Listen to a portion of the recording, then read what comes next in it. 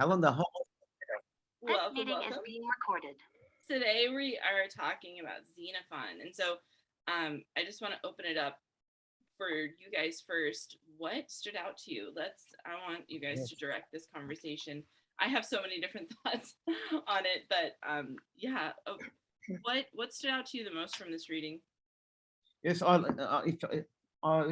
if that's okay, if I can go first, if that's right with you, Helen and Jennifer. What stood out for me was that here we have Xenophon praising his teacher and telling us how much he got out of the teacher Socrates. And also, I like the fact that he's using that the Socratic dialogue, the dialect. They give the example of Euthydemus. A portion of this chapter is what happened with Euthydemus, where he's speaking to Socrates, and through that, I really like that dialogue between Euthydemus and Socrates, and that questioning coming. Socrates is trying to pull out that truth, and that's what I love about Socrates.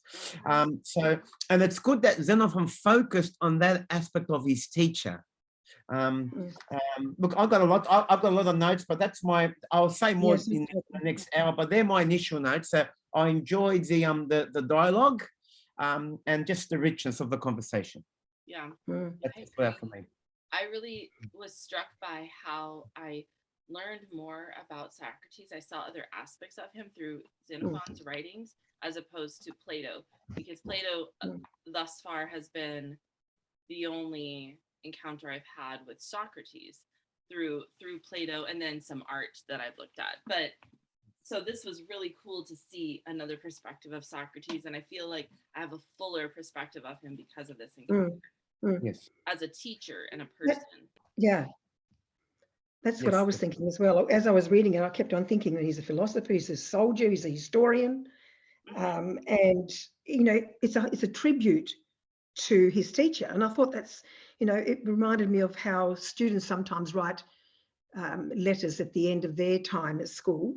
So it was a little bit like, talking about his, and it was, I trusted the way that he wrote. In a way, it's interesting. I just sort of trust, I don't know why I trusted him so much, but I felt that he was trustworthy in what he was saying. And I like the dialectical process as well. Yeah. What did you guys notice about the dialectical process? And yes. Okay. One thing that I like that well, look, when it starts, I'll go. Maybe we can all go to either page 33. Page 3, 34, 35. Okay, I've made some notes here. Okay. One thing that sort of know thyself. That came up in the dialect. Yeah, I've got know thyself too.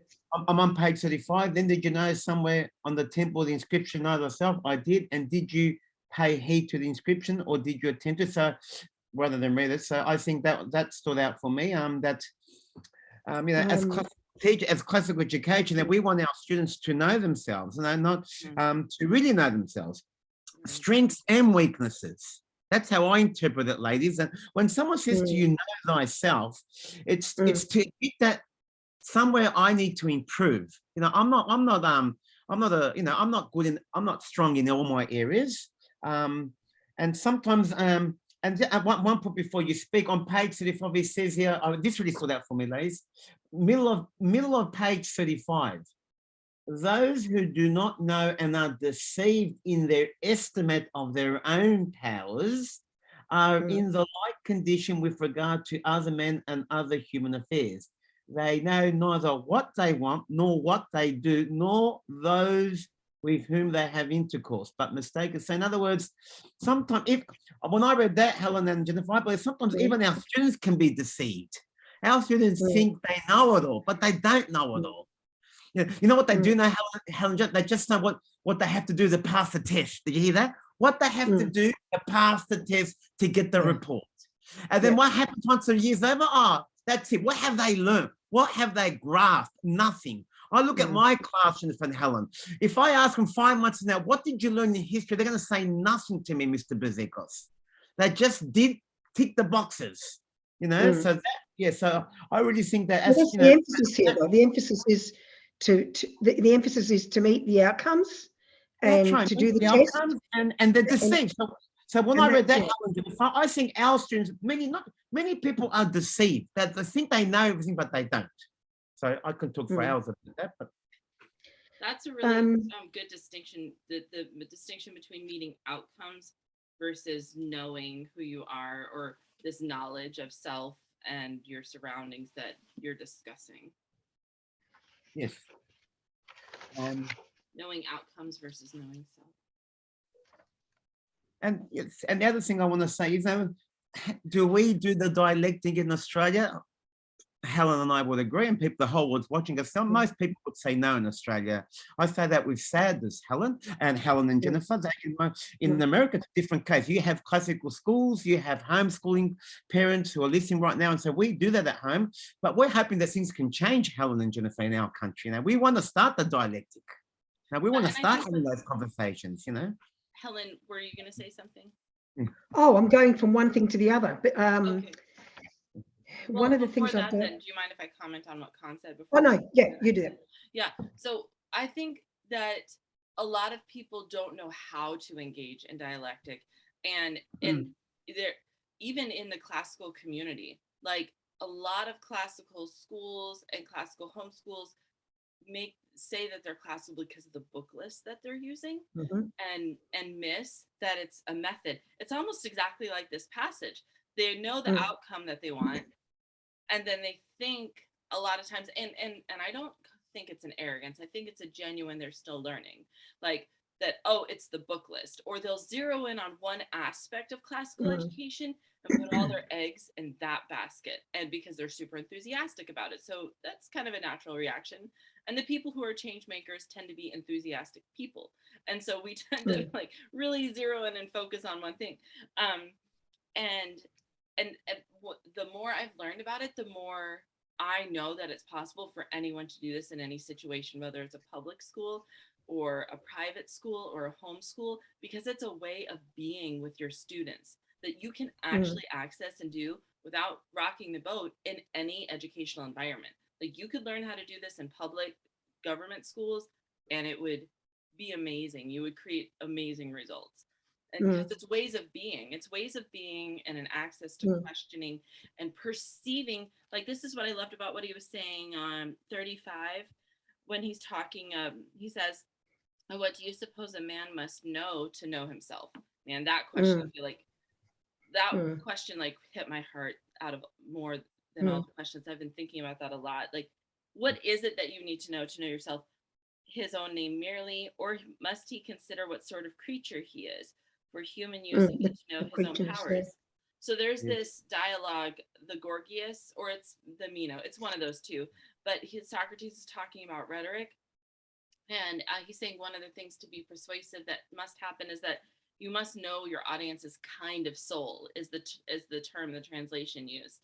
And I think when he says that it means like their nature. So it's like encompassing, all encompassing, like your tendencies, your qualities, like all of that comes to bear that makes you who you are, which in one sense will never, I wonder if Socrates thinks that one can fully know themselves. You know, like especially in the Orthodox tradition, we're taught that, you know, our truest self is hidden in Christ, and this journey of sanctification is this progressive revelation of who I really am. Yeah, so that's some of what I was thinking about. Yes. Very powerful. On that topic, but yeah. Yes. That's good. I'm just writing that down. That's the same as Christos Genaris. He does that as well. He's got that progressive revelation of who we are as humans. With Know Thyself, I always go to when I'm working with students, because if you give the students that quote, and I always do that with year 10s, or maybe year 10s normally, and I give it to them and I say, you know, and I go to Delphi and I show them where I've been, and you know, I show them the sign and I ask them what they think about that. And the first thing they say is, oh, it's about who I am as a person. And they don't take anything else into consideration. So that's the first thing that I was thinking when I was looking at that. That for me, to know thyself means that we're made in the image of God. Imago Dei. So when I think of know thyself, I think of Imago Dei. That's the first thing that we need to think about. And then from that, you know, you may have, or, you know, the humaneness or the creatureness. I think someone calls it, I think it's Andrew Kern that calls it the creatureness. Yeah, Okay. or I've read that anyway. So then once the students have an idea that we are made in the image of God, you know, that we've got this really special quality as humans, then they can come in and talk about all the other things that they can be the characteristics. Because looking at it as it is, they will say that they will do, oh, it's about who I am. I'm good at this. I love doing that. This is my personality. They don't actually look at that introspection. And he talks a lot about introspection, actually, on, where have I got? And Helen. Very good. He talks about introspection, but I don't know where, when I read it. Yeah, to go in within yourself. You know, the self-examination, examining yourself, but understanding who we are as humans. Mm-hmm. Yeah. Can we go on? Can we say what else struck us? Is that okay, Jennifer? Do you want to come back to what Helen said? If we're done with this note, I feel like we could spend the entire time talking just about know yourself and what that means and how we achieve that. I know. Socrates' methods for like how he proposes that we come to know ourselves. Mm-hmm. Yeah, but yes, take the floor, sir. Take the floor. I'd like to go to page 31, Jennifer and Helen. So the bottom paragraph of page 31 that says, how strange it is, he said, that those who want to play the harp or the flute or to ride or to get skill in any similar accomplishment work hard at the art they mean to master, and not by themselves, but under the tuition of the most eminent professors, doing and bearing anything in anxiety to do nothing without their teacher's guidance. That struck out for me. So in other words, we need to learn from the master, from the mentor, from someone who's done it before us. You know, and that's not a sign of weakness for me to say, I need a master. Like at the moment, we have Helen, you and I, we have now Jennifer as our master, who is leading us. Oh yes, and we look forward to who is leading us in the conversation, in the dialogue, in bringing out, you know, in bringing out the essence. So that's, and I see that applies in every classroom. That, you know, we need to learn from the other person, and you know, I just like that paragraph because now it's not, there's nothing to be embarrassed to say, I need your guidance. You know, I need you to guide me, to, you know, to bring out, to search for the truth together, you know, to ask those questions, to contemplate, to disagree. You know, sometimes I said before, sometimes I feel that we don't want to say to the other person, I disagree. What's wrong with saying I disagree with you? You know, in a good fashion, in a constructive way. Anyway. I love that. And I mean, that's the whole point I see when when I read this, that he's making with Euthydemus. He like when he says that, he's not even talking directly to Euthydemus.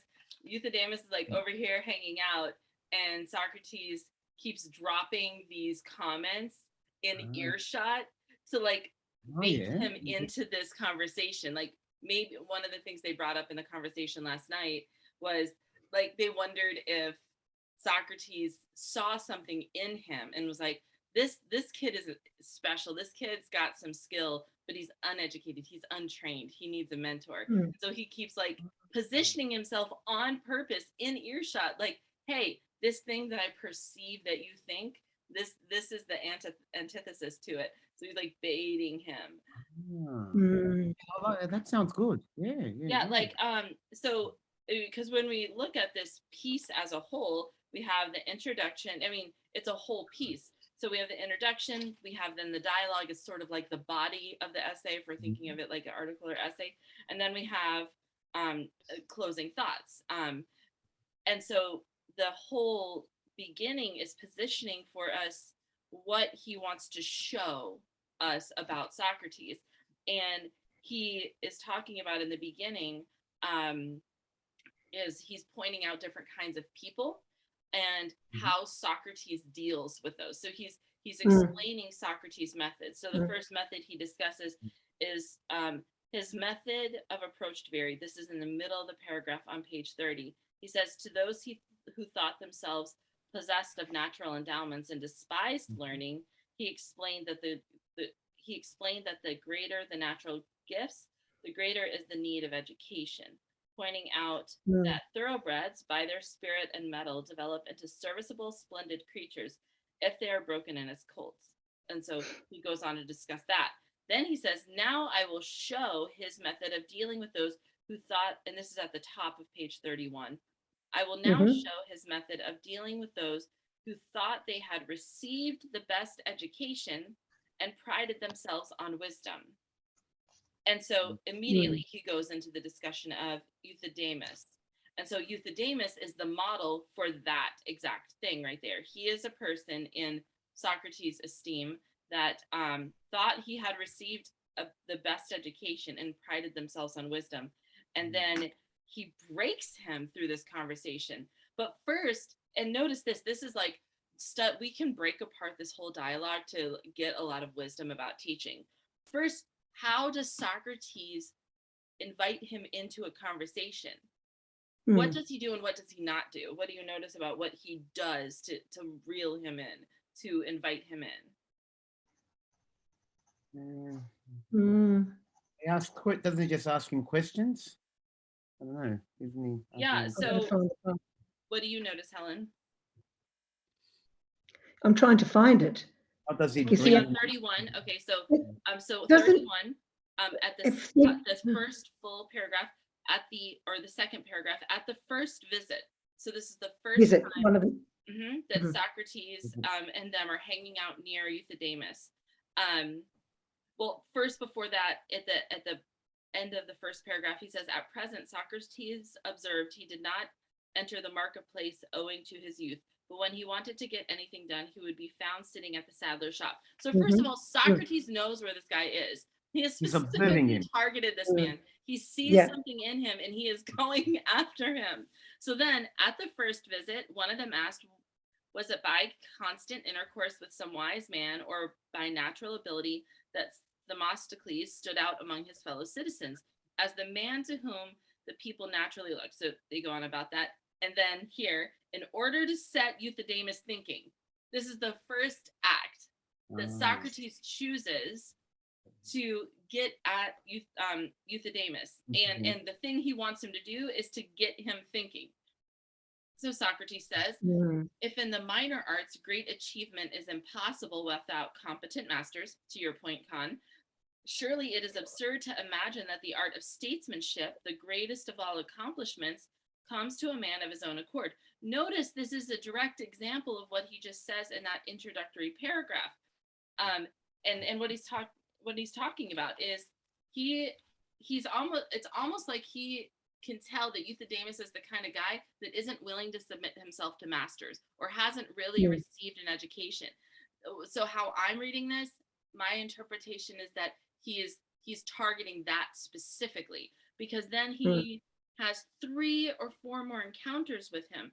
Each time he makes another mention of that same kind of thing. The next one is that starts at Men of Athens. And so sometime afterwards, he saw, well, before I read the Men of Athens part, he said, sometimes afterwards, meeting Euthydemus again, he saw that he was reluctant to join the circle and anxious not to betray any admiration for the wisdom of Socrates. Notice that, like, he doesn't want to admit that he wants to learn from somebody. He's so resistant, but he's curious. And notice that curiosity. In the fellowship in our teacher training program, we divide how I conceive of how a classical teacher and what a classical teacher can do is something called the 5 realms, or the 5 roles of a classical teacher. And it helps me, it's a framework that I use in my coaching. It just helps me conceive of all the things we could do as teachers. And the roles are philosopher, host, mentor, coach, and then the classical teacher. And really, the classical teacher is a harmony of the first 4 roles. But But the first role, the philosopher, especially as it relates to that, how the student begins the journey of learning, curiosity always has to be first. When you're first meeting a person, you have to be kind of curious about them and find a connection point before you're willing to lean into the encounter, to be led by them, to really engage with them. And Socrates here he's already achieved that. He said the thing. He knew Euthydemus enough to know what to say to spark that curiosity. And now he's noticing, okay, he's a little reluctant, so let's watch what he does. So Socrates, well, gentlemen, he said, so he says another thing, and he directly addresses, he like name drops Euthydemus. When our friend Euthydemus has attained his full powers, notice, so he is calling him out by name, he's calling him friend, and he is stroking his ego. And some question of policy is before the assembly. He won't be backward in offering advice. That is obvious from his behavior. I fancy he has prepared a noble exordium to his addresses with due care not to give the impression that he is indebted to anyone for his knowledge. No doubt he will begin his speech with this introduction. And then, so what do you notice there? What do you see Socrates doing? So we have Euthydemus, he doesn't like masters, or he's resistant to masters. He has all the books, so it's fine. And now he's having these encounters. Socrates sees his resistance and he says that. What are you seeing here? Socrates wants to believe in him, believe that he's worth the time. He is worth the effort and the time to pursue. He doesn't dismiss him. Right. He doesn't dismiss him. He doesn't. Prepares, yeah. If preparing he wanted him. to just left, so he could have just got up and left and say, you know, you're not worth my effort. You're not worth my time. No, he perseveres. He wants to. And he stays, like in saying, Jennifer. And he wants to, you know, and he does. I think his approach is very, very good. You know, he's not. You know, he's obviously careful with his words. But I think he has. Yeah, he wants to persevere. He doesn't want to get rid of him. I know, that's right. what I think. Yeah, he is patient. He's patient. He's persisting. And I think we have to be patient with our students too. Yes. Yeah, but you know how hard it is sometimes when you're trying to get the learning outcomes completed, and you've got one student that requires more than an hour to get him to that place. I mean, Socrates is spending so much time doing this. I was imagining it, how long he would take to do this in his thinkery. You know, in his prodisterio, you know, how long he would take to do this. And where is it where Euthydemus is trying to snare Socrates? Is that before or after? He's trying to snare him. Snare him? Like what does that mean? the heuristic argument. It's an argument that's heuristic. It's trying to trick him. But I can't find.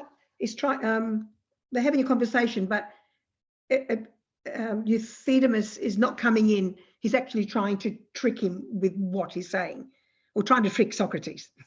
Oh, really? Yeah. Where do you read that? I didn't catch that impression at all. The heuristic argument. Where did I read that? Do you think I'm reading extra? No. Oh, I'm sure I missed it. I don't see everything when I read. I need other minds. Well, because I had to read it 3 times. Great text. Because you can miss it. There's so much to take in. Right. You got to stop and then go over it again. Yeah, and that's such a good point, like how long it took, because then he said, after he mentions Euthydemus and all that, then he gives 3 examples, kind of poking fun at Euthydemus, being like, oh, I've never studied medicine, but I'll learn by experimenting on you. So he's joking now. He's making fun of him. He's mocking him, really. He's like, yeah, this thing you think that you can do on your own without any help. Yeah, now you see the absurdity of it in these other situations. And at that point, Euthydemus is like, okay, I'll come. I want to hear what you have to say. Yes. But that, to me, is extraordinary that he was willing to sit down. To me, I saw that as teachability. Yeah. Be good to set this up as a role play in the classroom. I would love to do that, because I did it with the clouds. And it's great because you've got all the characters and then you go through it and then they present it. This will be really good, even just that one page there when you've got Socrates. And that's almost setting up the Socratic dialogue, really, the Socratic discussion. Yes.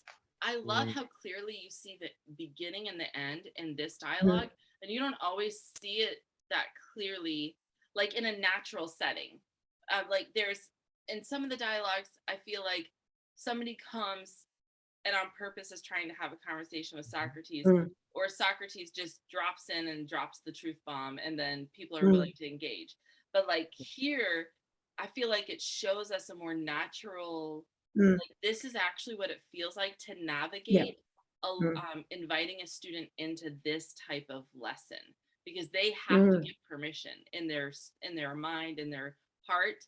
They have, otherwise you can't do Socratic teaching by imposing yourself on a student. No. There must be consent. Yeah. Yeah, there's so much here.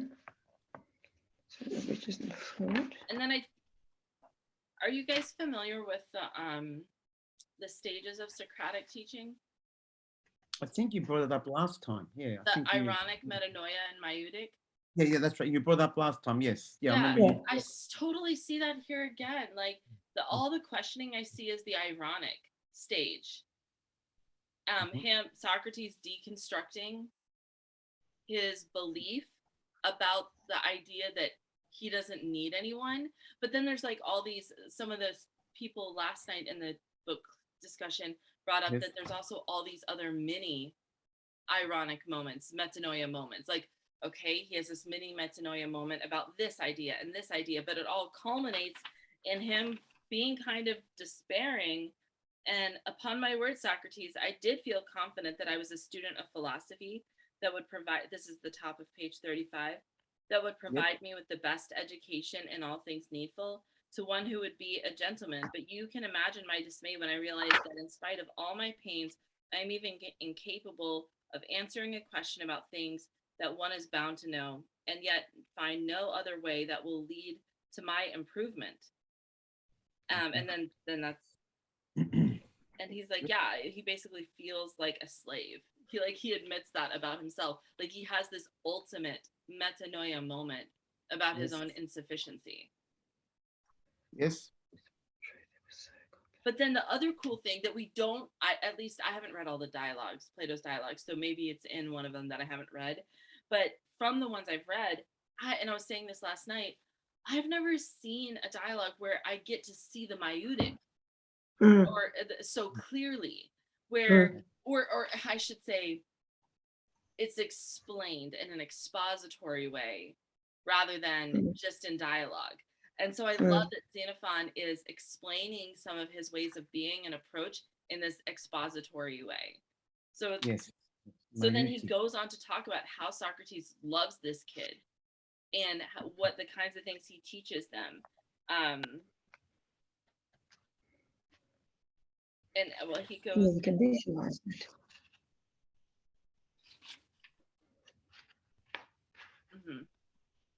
Right. It was at the bottom of page 37 where he does that. Page 37, yes. I think that I said not to share the 17, yes. Yeah, he said in the second paragraph at the bottom, I think I've said enough to show that Socrates stated his own opinion plainly to those who consorted with him. I will now show that he also took pains to make them independent in doing the work that they were fitted for I never knew a man who was so careful to discover what each of his companions knew. Whatever it befits a gentleman to know, he taught most zealously, so far as his knowledge extended. If he was not entirely familiar with the subject, he took them to those who knew. He also taught them how far a well-educated man should make himself familiar with any given subject. And he goes on to talk about like the knowledge that he would give. So like you're seeing all five realms in Socrates, the philosopher, the host, the coach, and the mentor. Like all of them, he is giving knowledge. He is coaching him on how to think and how to lead him through this knowing himself. he's causing curiosity, but he's also paying attention to the right setting and the conditions that are required so that this transformation can happen. And he doesn't leave him in his metanoia moment. He Yes. leads him into something better. Just on what you just said, I'd just like to get your opinion, Jennifer and Helen. That paragraph at the bottom of page 37, that you started reading a few seconds. For instance, he said that the study of geometry, and then it continues on page 38. I've just got here, that's a quadrivium. Is that right? Yeah, because if you look, page, so that he's talking about the quadrivium. He's talking about geometry and yeah. And also, having said that, but I've got here on page 31 at the bottom, he's talking about rhetoric. At the bottom of page 31, did you pick that up? Where it talks about speaking. Surely these arts are much the harder to learn. So that's the notes that I made. So quadrivium towards the end of this passage, and rhetoric on the end, page 31. Yeah, I can see that. The quadrivium, yeah. But he finishes with the quadrivium, yes. Yeah, I had the quadrivium, but I didn't. And the other thing, Helen and Jennifer, like the thing that the paragraph you just read at the bottom of page 37, so it's saying yes, study, but I've got here study, but also know these other things as well. You know that it's until the student was competent to measure. You know, so in other words, how far can you drag it? You know, it's good to drag something. You know, beyond. You know. He also taught them how far a well-educated man should make himself familiar with any given subject. So in other words, don't stop but keep going. Yeah. In some areas. He really cared. Sorry? He really cared. Yes, really cared. Yes, he does. And he even brings up theology on page 38. Too much theology can be bad. That's interesting. That's in the middle of page 38. Did you notice that? We're talking about the gods. It must be, yeah. So too much, I've got here, too much theology can be bad. Where does it say that? Middle of page 38. In general, with regard to the phenomenon of the heavens, he depreciated. Is that you say depreciated? Oh, no, deprecated. Oh, yeah, so deprecated. So curiosity to learn how the deity contrives them. He held that their secrets could not be discovered by man and believed that any attempt to search out what the gods had not chosen to reveal must be displeasing to them. He said that he who meddles these matters runs the risk of losing his sanity. And when I read that, Helen, being an Orthodox Christian, when I read that too, sometimes, in our faith, there might be some things that are so perplexing, so too much. And sometimes I say, I don't need to have that evidence. I believe, faith. I mean, we have faith. I haven't seen God in front of him, but I still believe in him. You know what I mean? I say that to my students. I don't need that evidence. I don't need that, That's about the cognitive limitations too. That's right. We don't have to have the proofs that we have. So the proofs. Yes. I think what's his name? The abolition of the man. I think he brings it up as well. What's his name? C.S. Lewis, and it's all about the proofs. Yeah, I think that's so significant. I didn't pick up on that. Thank you for sharing that. Let's just take don't go too deep. Don't go too deep in theology. Don't go. And what? But why does he say that? Don't go too deep in theology and religion. I had a question mark. Why does he say that? Well, what does the text say?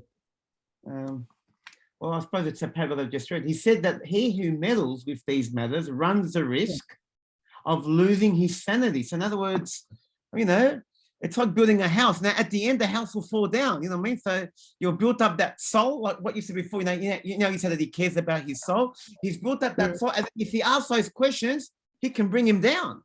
He can bring him down. He can destroy him. Because it's unexplained. We do have the limitations as humans. Yeah, we can't because we want too much.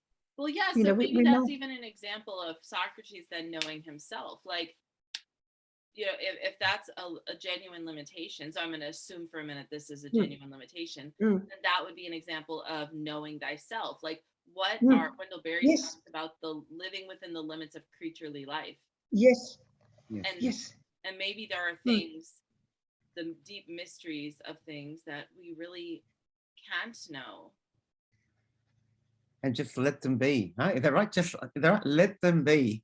Don't dwell. How would you know that you're coming up against that sort of thing? I think that's also a good question, is what does it feel like? Like, I know what I feel in my intuition when I but it's just like I have to be mindful of myself because I could easily ignore it and try to continue on my spiral of rabbit trail. Yeah. But it just usually feels like an intuition that's like, this is pause. Like there's an intuition that says pause this inquiry. Like, there's like a feeling for me that goes along with going beyond myself. Or we can always go to our spiritual father. That's also a great idea. As Orthodox Christian, when in doubt, just go to your spiritual father. I mean, they are spiritual fathers. They're there to guide us. Yes, absolutely. Yes. Use mentor, know thyself, but also have mentors. Yes. I love that word mentor. You know, we need mentors in our life. You know, like I see you both. I see both of you as mentors. You know, we need to have that guidance. That He knew the means were the gods. Give guidance to me. What's the term he used? Intersubject. Knowing yourself. I have a friend who's a philosophy professor, and I think he said, knowing yourself is intersubjective. Like it depends on other people also. Yes. Okay. Yeah, it depends on other people also. Yes. Knowing yourself. Yes. Correct. That's interesting. That's right. It's all about that community. We're a community. It's community. You know, we're a community of learners. You know, we're not isolated silos. You know, we're not living where. Bonhoeffer talks a lot about that in his book Community. You know, the German Lutheran pastor. Yes, I've heard of him. Yeah, he talks a lot about the community, that we only know ourselves through the community. Right. Yeah. And that would be that intersubjectivity. Understanding ourselves. Dietrich Bonhoeffer.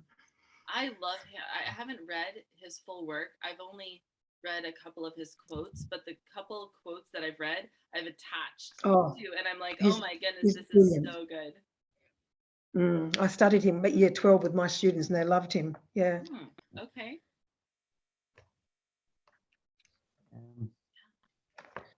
I could do this again. I mean, we're going so deep now that I feel like I need to do it again. You know, because when you're reading it for the first time, I read it 3 times, but I didn't go as deep, I think, that where we're going to now, which is really great. I think it's really important. I also like to bring up something else, Helen and Jennifer. At the bottom of page 31, bottom of page 31, there's a sentence, bottom of page 31. Yet surely these arts are much the harder to learn. Yet surely these arts are much the harder to learn. You know what I wrote down there as a footnote? Liberal arts is meant to be rigorous study, not easy. Would you agree there? Yet surely these arts are much the harder to learn. This is Socrates speaking, I believe. Yes. So, is that right? Yeah. Or is it? Yeah. It's before the dialogue. Yeah. So, in other words, these arts of dialectic, of rhetoric, you know, they're harder to learn. You know, they're not. It's not the easy way out. It's not the easy path. You know, are we prepared to take that journey, Jennifer and Helen? Are we prepared to take that journey? Because it's not going to be an easy journey. Right. But, you know, speakers, the assembly, in the assembly, and as statesmen. Those are the things he's saying that are the harder to learn. For many more interested in them, and far fewer succeed. So many more are interested in them, and far fewer succeed. Wow, that is powerful. So people might want to be interested in studying those arts, but they don't still succeed. Clearly, then these arts demand a longer and more intense application than the others. Now, what does that say to you? But top of page 32, Helen, Jennifer. Clearly, then these arts, I mean the liberal arts, demand a longer and more intense application than the others. So go slow, is it? I think Christopher Perrenbrook brings up, you know, he talks about those 8 principles. Is it go slow? And then something go slow. So don't do, demands a longer and more intense application. So that's So that's why he brings a. Actually, I'll make a point of that because that's. Yes. I really like your point, Con, because like my personality type, I'm kind of like a free spirit, and sometimes I will think that things take less time than they do, and that's my temptation to be like, oh, we can do this like this. So I have to check myself and settle into this is a long haul game. We're here for the long haul game. Yes, I like that. Demand the longer. Yes. So yeah. So be patient. Don't expect quick solutions, quick outcomes, like Helen said before. And more intense application. You know, it's intense. It's deep. You know, intense means deep. You know, thinking. You know, intense application than the others. So well, and if we're comparing it to the because Socrates in the text. Socrates is comparing it to the first three examples that he gave. So he gave, you know, minor arts, music, medicine. And so here specifically, he's talking about speaking in the assembly and as a statement. So all statesmen, so all the arts intended to produce that. Those are really dealing with other people and leading other people in a way. Good morning. You're up early. I'm on a recorded Zoom book club right now. But I love you. Do you want? You can still hug me if you want. Is it morning there? Yeah, it's morning now there. Oh my gosh, early morning. It's what time is it now? Is it 8 o'clock there? 8, 9 o'clock. Is it? It's 9 o'clock. Yes. We're trying to get ready for our school schedule because they start school on Monday or on Tuesday. Oh, good. Tuesday. Oh, yes, it's the beginning. 2 more days and they have to be ready. Yes. They're so blessed to have you as a mother. Was that your son there, daughter? I didn't look properly. Was that my youngest? They'll be 14 tomorrow. Actually. 14. How? Congratulations. Happy birthday to you. May you have a lovely day. Thank you. Children are a blessing. They are. Yes. Absolutely. No, and unlike what many people say, Helen and Jennifer, children are normal. I go, no, how can you? Someone said to me, children are normal. I go, how can you say that? Children are normal. No, they're not. They're precious soul. Sometimes people say to me, children are a nightmare. I go, no, that's hard. Because they find the work arduous. Yeah. I've never really understood. Children are a blessing. I say, you know what I say, Jeanette? They're a blessing. They're not a nightmare. They're a blessing. I really think that it's how you view them. Like, I mean, I see that in Socrates in this text. Like, I've heard so many parents when they talk about the teenage years, they go like, "Oh my gosh, bless you," and I'm like, I don't understand what they're talking about. Like, of course, there's difficulties and things that aren't pleasant, but I love my teenagers and I love teaching high schoolers. And it's actually my favorite phase because you get to talk to them in a different way. You get to begin developing a friendship even with them and really like hearing what they think about the world. And it's extraordinary. You get to watch them like decide who they are and watch who they are unfold before them and them wrestle with that. Oh my gosh, I love it. It's so exciting. Like, yeah, I think people try to hold on to control though. And I think this is actually a good point to bring up with Socrates is like Socrates was neutral about his students' reaction. He was not attached to the outcome, but he was committed. And there's a difference. He wasn't attached to the outcome, but he was committed. But I think when people get attached to the outcome, students and children feel that. And they can feel when, and I'm guilty of that. There's been times I've been attached. I want my kids to be a certain way and do a certain thing. And of course there's rules and stuff like that. You know, it's not a free for all, but when it comes to things like this, like leading them in some like way, we can't be attached. And I'm willing to be challenged on this, but this is my current view. We can't be attached to the outcome because if we are, then it actually works against the very, like what Socrates created in this environment, the conditions that were required for this to happen for what I keep forgetting his name, Euthydemus, wouldn't have happened if Socrates was being controlling and attached to a particular outcome. Like, it's not possible to create this kind of teaching situation if we're holding on to control and attached to outcomes. We must have a neutrality and a release of it. Yes. But also be committed. Yeah, but also be committed. That's right. And yeah, I like that. Don't be fixed on I have to get to B. You know, whatever happens, I've got to get to B. No. How did you word that? You mustn't, just the first part. We mustn't be attached to the outcome, Attached. rather committed. Mustn't be attached to the outcome. Yep. So there's like this tension between not being attached to the outcome, but also being committed to a vision, to this thing. Yes.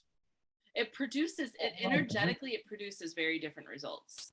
And I think we're afraid to release our attachment to the outcome because we're like, well, this is literally my job. This is what I'm here to do.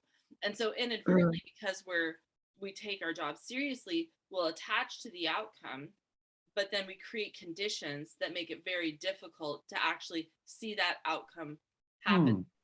The conditions required for these outcomes is buy-in, is consent, is all of that. And that doesn't happen when we control. Yes. We tend to do that because of the time frame that we have as teachers. Yes. And that's the thing about in the day schools, that when we're working, we've got such limited amount of time to do or to implement, you know, certain principles, because you're trying to get, there are so many variables to a lesson that you have to consider. And I think that's where the pressure comes in for the teacher. Absolutely. Well, and I think, you know, what you're saying makes me think of another aspect of not being attached to the outcome is when we're attached to the outcome, we tend to measure our success, whether, and so we attach even sometimes our own value and what we think about ourselves to it, rather than allowing it to be neutral. And so I think, you know, what another way we can think about that is like, am I being neutral about this? And then whatever happens, taking it as information for how to do better next time.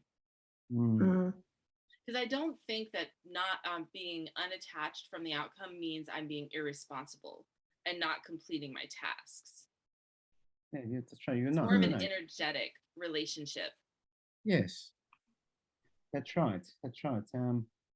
Yes, rather than rushing from A to B.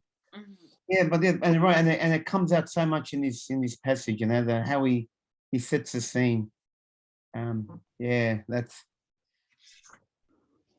very good.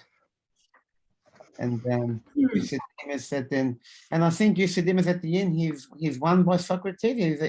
Did you recall that somewhere later? I think in the end he's won by him. He sort of gives in. Is that right? What page? I don't know, maybe towards the end, is it 36, 37? Does he succumb to the master? Does he realize that, you know, this guy really cares about me, like you said before, Jennifer? Do you think? Yes. I mean, it tells us, I think on 37. No, yeah. He says, so on middle of 37, he says, so the last words of Euthydemus are, I am forced to agree once more, evidently by my stupidity. I am inclined to think I had better hold my tongue, or I shall know nothing at all presently. And so he went away very dejected, disgusted with himself, and convinced that he was indeed a slave. Now, and so now this is Xenophon speaking, now many of those who were brought to this pass by Socrates never went near him again, and were regarded by him as mere blockheads. But Euthydemus guessed that he would never be of much account unless he spent as much time as possible with Socrates. Henceforward, unless obliged to absent himself, he never left him, and even began to adopt some of his practices. Socrates, for his part, seeing how it was with him, avoided worrying him, and began to expound very plainly and clearly the knowledge that he thought most needful, and the practices that he held to be most excellent. That makes me want to cry. I love that. He was able to bring him on board. Yeah, yes. he carried him.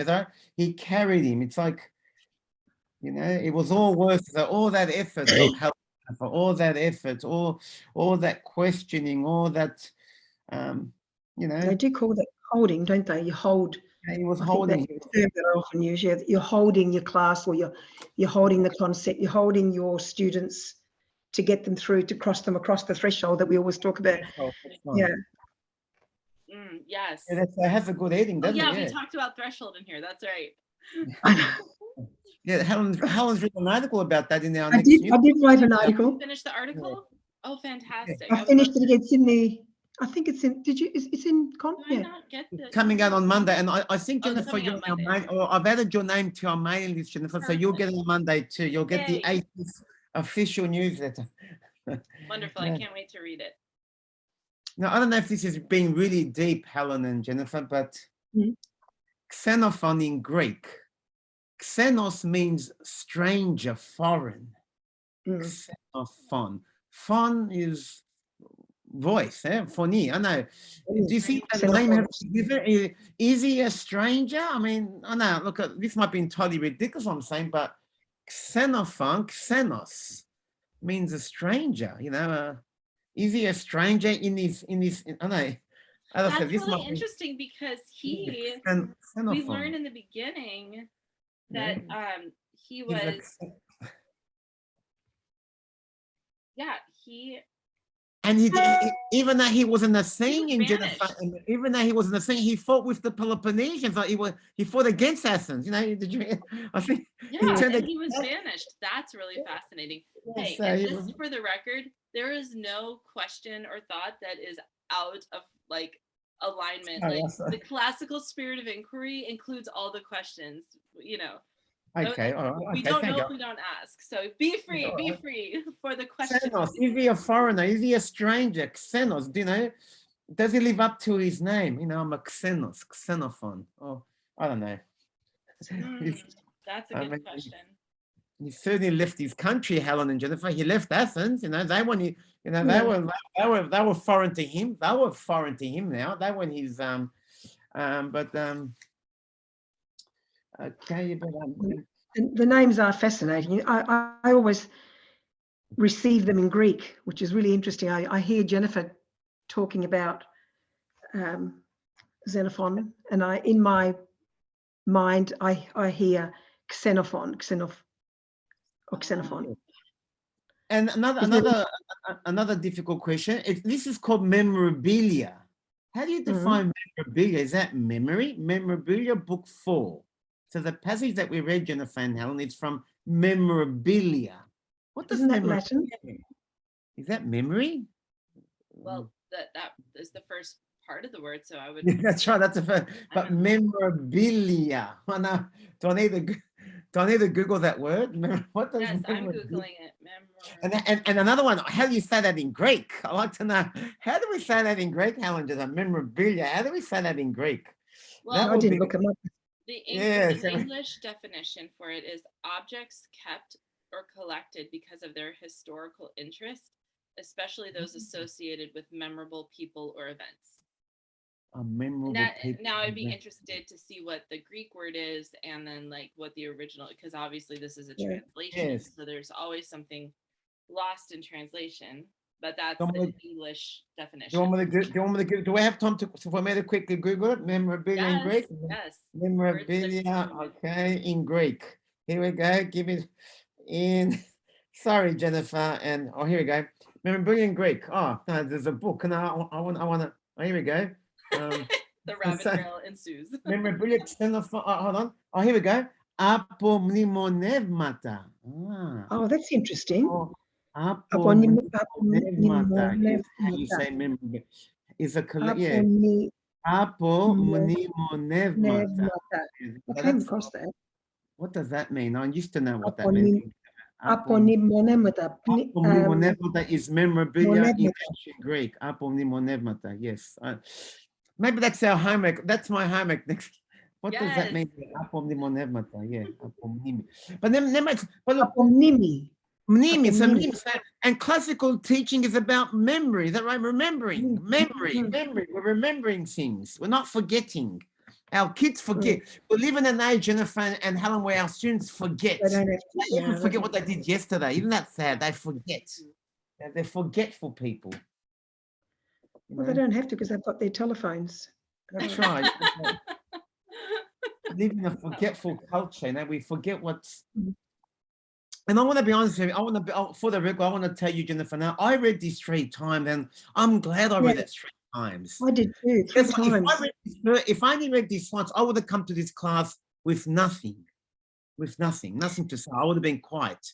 I think the more I read, if I read this another 3 times, like you're saying, Jennifer, Nana, I will bring another. It'll bring me another. So I think you have to reread I think it. if I read it again now, I'll come back, You've got to with come a back lot more questions. Yeah. Well, and Because I there's hope so that much the there pace that we go allows that, because we're only reading one a month. Oh, thank goodness, because Mhm. there's a lot there though too, because I look things up all the time.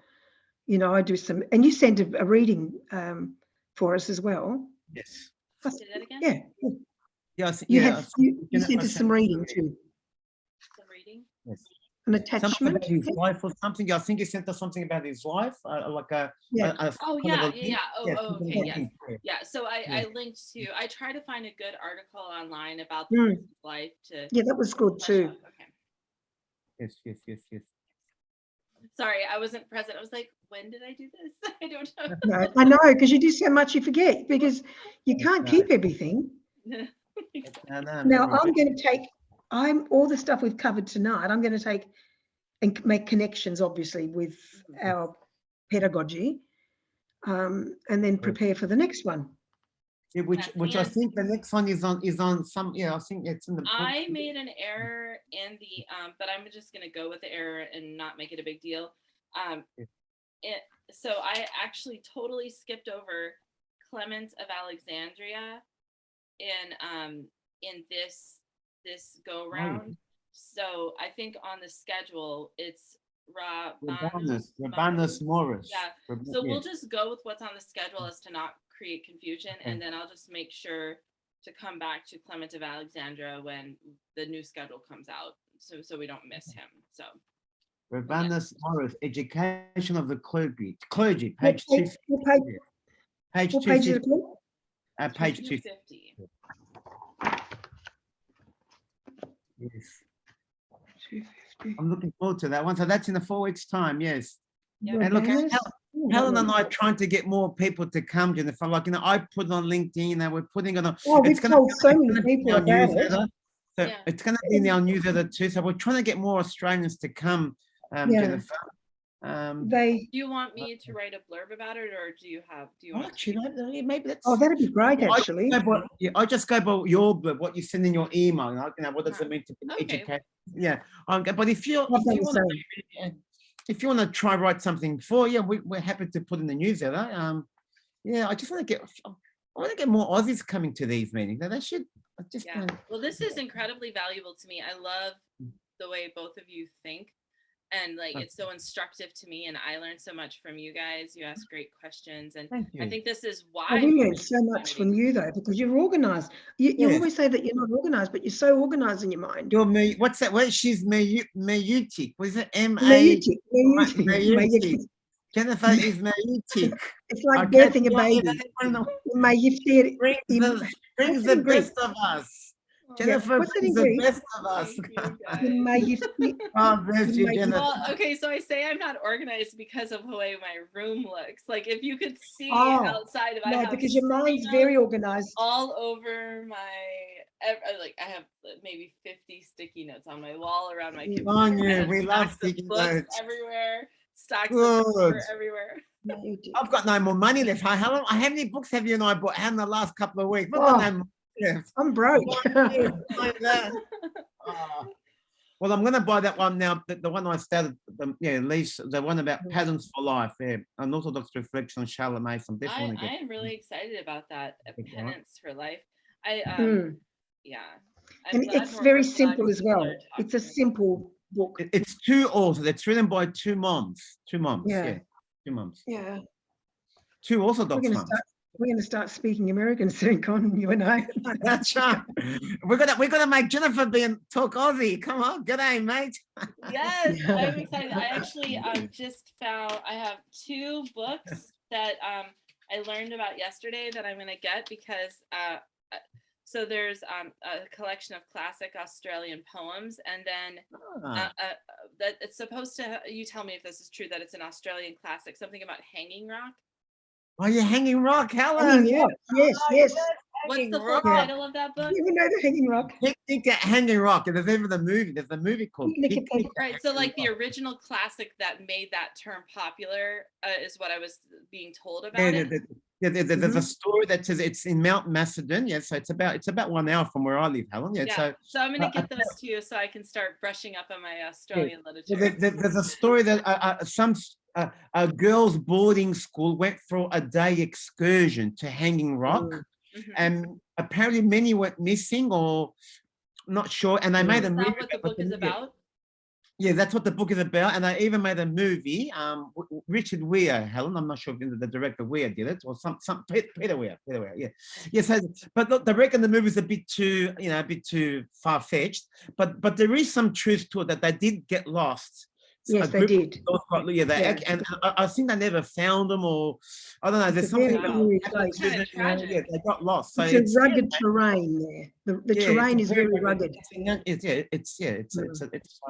It's a hanging rock. Yeah. If you ever come to Australia, Jennifer, Helen and I will take you there for a day trip, Oh okay? my goodness. We'll take you there for a day trip. We'd You'll love love to have you. I would love to come. You gotta come down under, mate. You gotta come. Yes. And we've lost Olivia Newton-John, huh? Grace, John Travolta. No. Yeah, that was good, one of our girls, Olivia Newton-John. Yeah, my Oh, God yes, rest. that would be great. Well, and if you guys have any other suggestions like Australian myths and classics, I would love to begin my list of Australian classics. Yeah, the rainbow serpent. So we have to go through the Aboriginal. The rainbow serpent. Rainbow serpent, yes. Yeah, the Aboriginal Australians have been here for over 60,000 years. And the Dreamtime stories. So there'd be thousands of Dreamtime stories. That's the Aboriginal. And all the schools are studying Aboriginal studies now in history in Australia this year. So it's very big. Well, my mom has always that her aesthetic in her home is Aboriginal. Like she loves Aboriginal art. Oh, you said that? Yes. I remember you saying that, yes. So I grew up around it. That's fascinating. So she loves Indigenous work, Indigenous artwork. Yes. Wow. It's interesting. Very fascinating. Yeah. That's okay, good. cool. Well, thank you. Well, I think that's what we can do when we're ready. That's what we can do with you, I think. That would be something that Australians can relate to, can connect with, because we're still doing, the classical stuff that we need to understand as teachers, the pedagogy, and as you can see, that's why I think we need to do this official training, and then we can go into the teaching. Yeah. And then you could be our guru on how to make that happen. Yeah. How to make it more accessible for Australian schools. And I think that would be like our next chapter in what we're doing, because we've only been doing this for a year, really. Right. Yeah. And working with, I think you have an affinity, or we have an affinity with you. I'm hoping you've got an affinity with us. Yes. And I think, yes, I consider you friends.